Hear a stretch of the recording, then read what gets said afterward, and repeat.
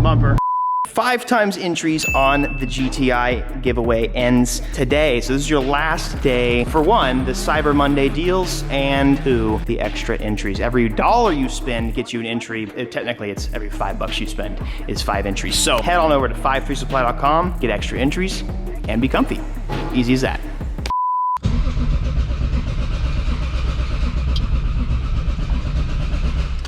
That incredibly high ethanol startup be like. I decided there's more. Come on. Hold on, I guess add a little more.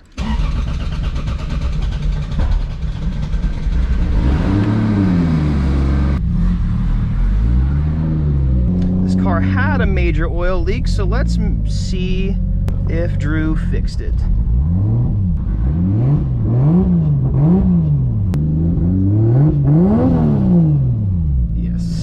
Yes.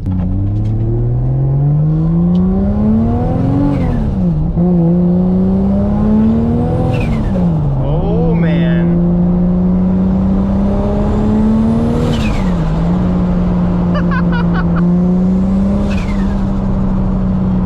That is the best sound in the world.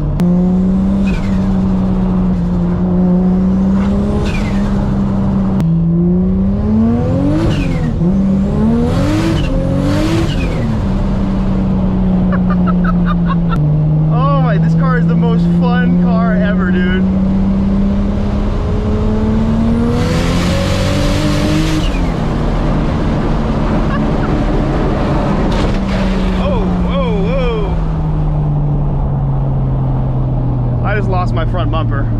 Rip. R.I.P. the poly lip. I'll probably go try and find it here in a bit. Hopefully I didn't just lose some of my front bumper. That would be an expensive fix.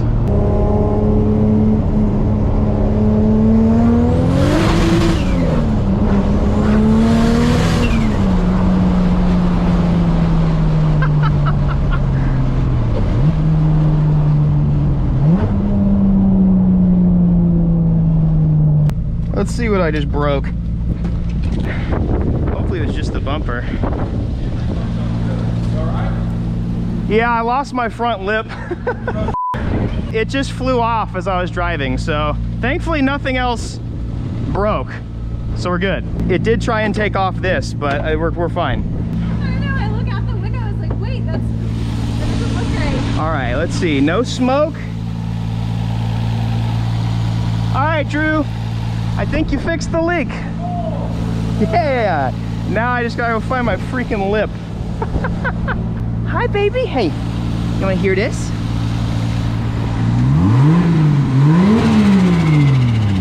Woo! A few moments later. Well, I did a pull a little too hard in the Supra and my lip just got just absolutely shattered into pieces.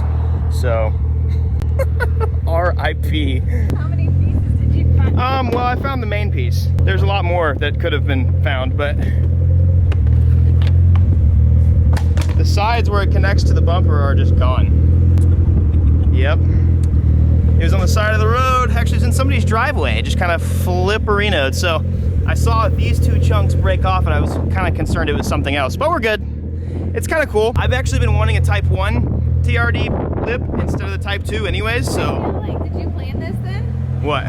You're like, I didn't even. Nah, but I'm just rolling with the punches here. I don't care. R.I.P. dude. All right. Oh, it's gone. It's gone. It's unusable now. Yeah, I mean, you're missing pieces. R.I.P. It's all right. I'm pretty sure this is a $100 eBay lip that I just did at the start of getting the car, but now I could probably get a nicer Type 1 lip, so. Sorry, Supra. You're gonna be ugly for a minute.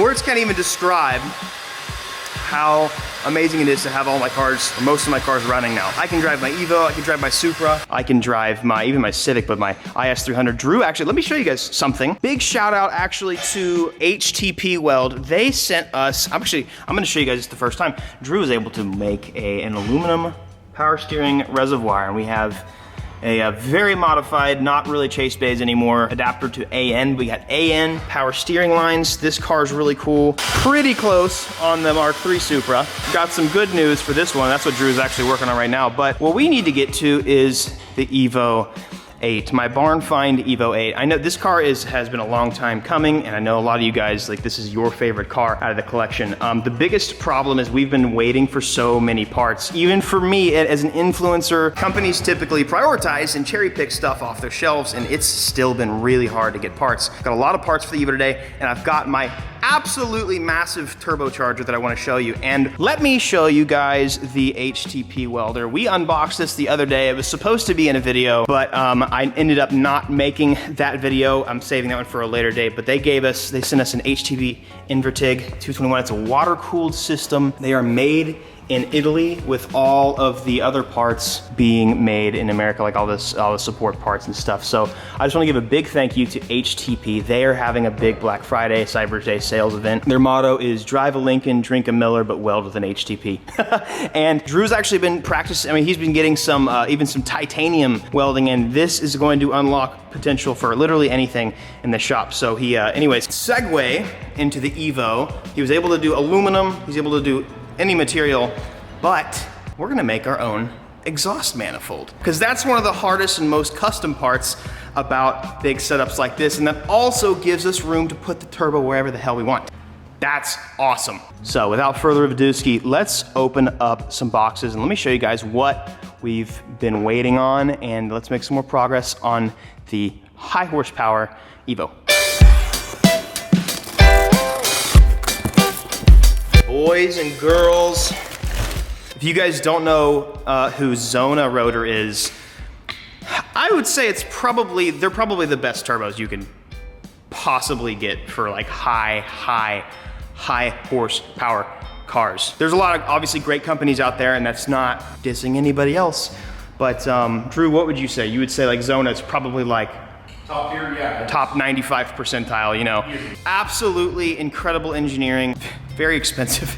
But this is the Xona 10569. Oh, God. I need to like insure this turbo.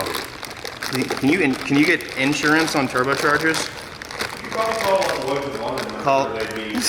Holy crap. Oh my God. That's just spent. 10569. 105 is, I think, what is a unit of flow that they use to measure turbos? Pounds per hour? Pounds per, I think they do pounds per minute on that. Maybe, yeah, but 105 is like the pounds per minute of flow. Very, very high flowing, and the 69 is my favorite number in the world, but it's also 69 millimeter turbo. So this is really cool. Have you ever seen a tile exhaust housing? I have never seen one in person. That's a tile exhaust housing. Obviously this is gonna be for a very externally gated setup, probably more than one wastegate. This turbo is good for, I don't wanna lie, but I wanna say on low boost, 1100 horsepower. Low boost, meaning like low on its scale of what it's capable of. I wish I could speak a little bit more towards the nerdiness of it, unless Drew, you know a little bit more about Xona than I do. One of the really cool things about Xona is they have a proprietary, I'm not gonna say technology, but they have a proprietary turbine wheel. It's called the UHF, the ultra high flow. What's really neat about that is it's able to flow like a larger turbine wheel. Flows the same as a large turbine wheel. You'll notice that it's actually not that big of a turbo for the amount of power that it's supposed to make. And that's because it's a small turbine wheel that's as efficient as a big one, but without the inertia penalty. So that's something that they have made, and it's really, really cool, and really some cool nerdy race car stuff. It's got a dual row ball bearing cartridge in here, integrated oil filter and modular oil drain, modular compressor. Several compressor housings with different inlet and outlet dimensions allow packaging and flexibility to suit the most demanding installations. That's cool. So modularity out of the turbo too, but that's pretty cool. I could not get a better turbo. It's gonna be very efficient and very, well, it's probably not gonna be very spooly, but it doesn't matter because we're gonna rev literally to the moon. You guys just wanna check that out. That is gorgeous. All V-band for exhaust, and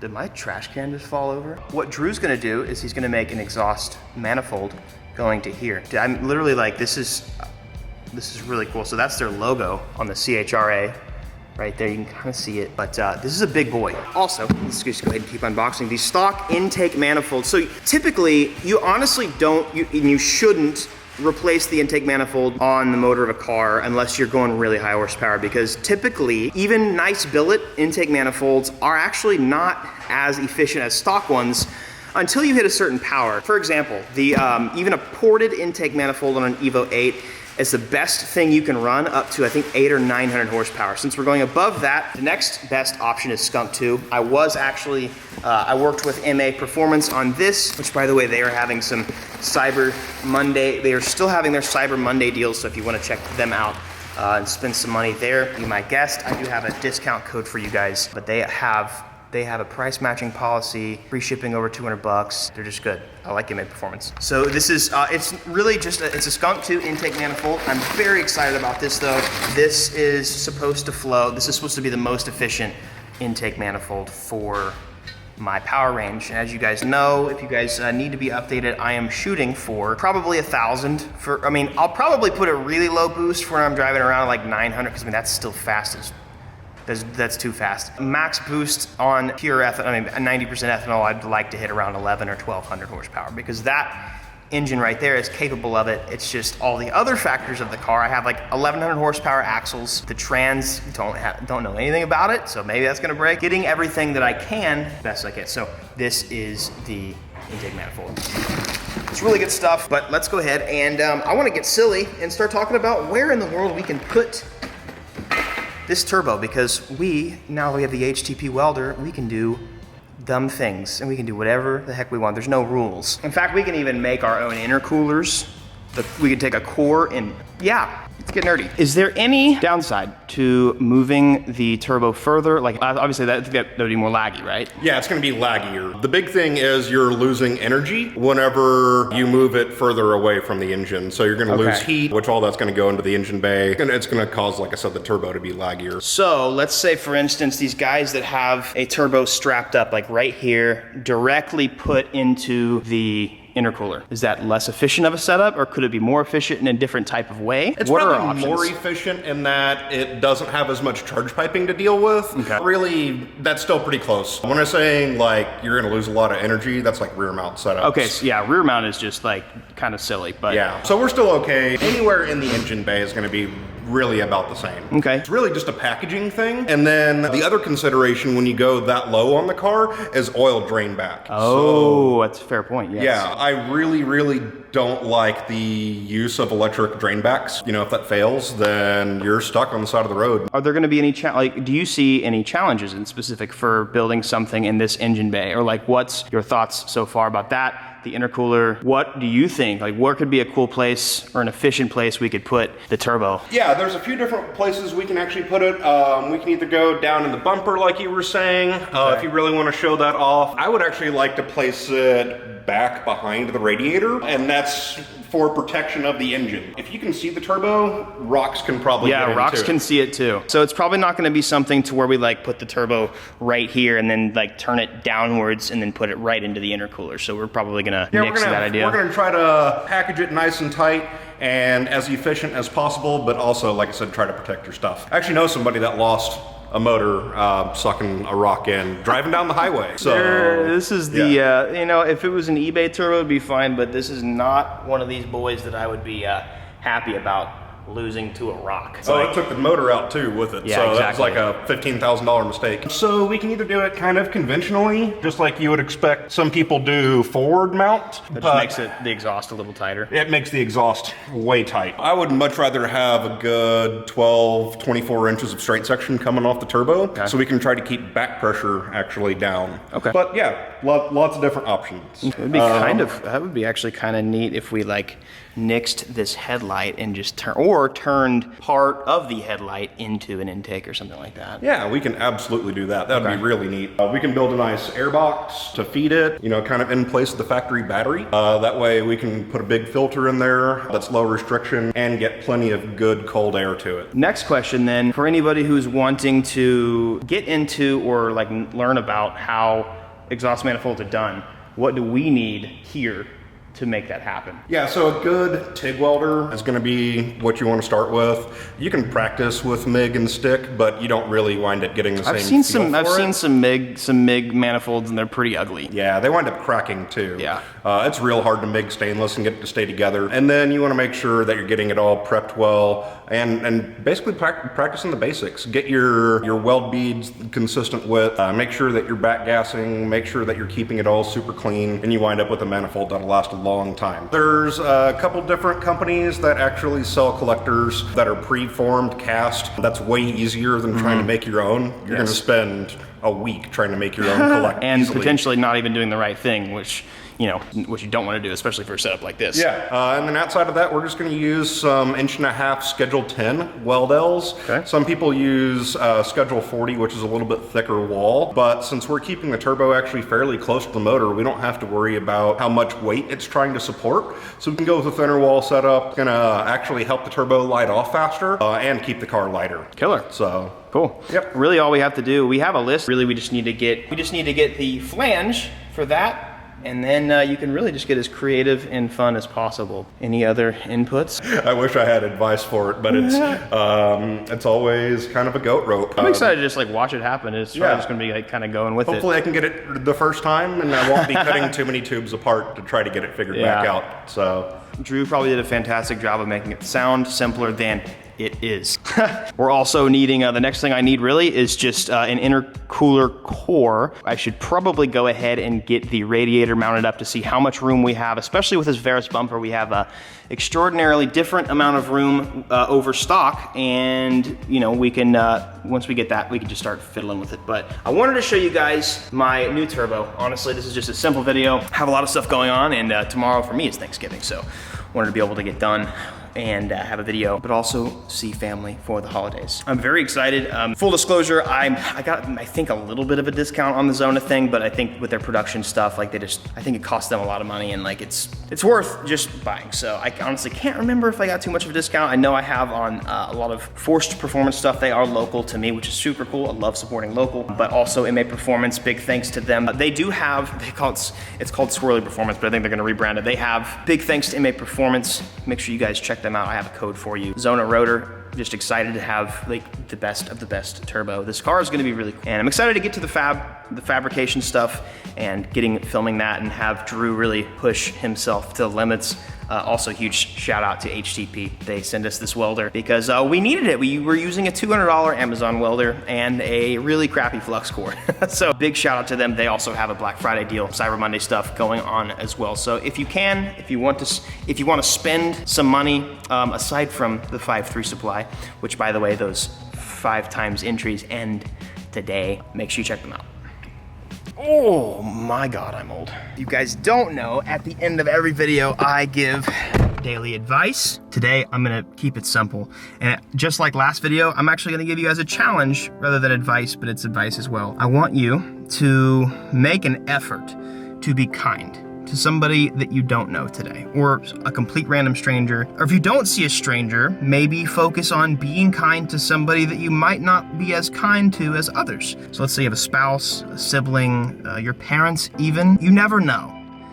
The one time you're nice to somebody could save their life. You never know what that cashier at the grocery store is dealing with right now. You never know. You could be nice to somebody who is suicidal or something like that today. And I know that's dark or deep. You being nice to them might save their life. They might think that there's hope.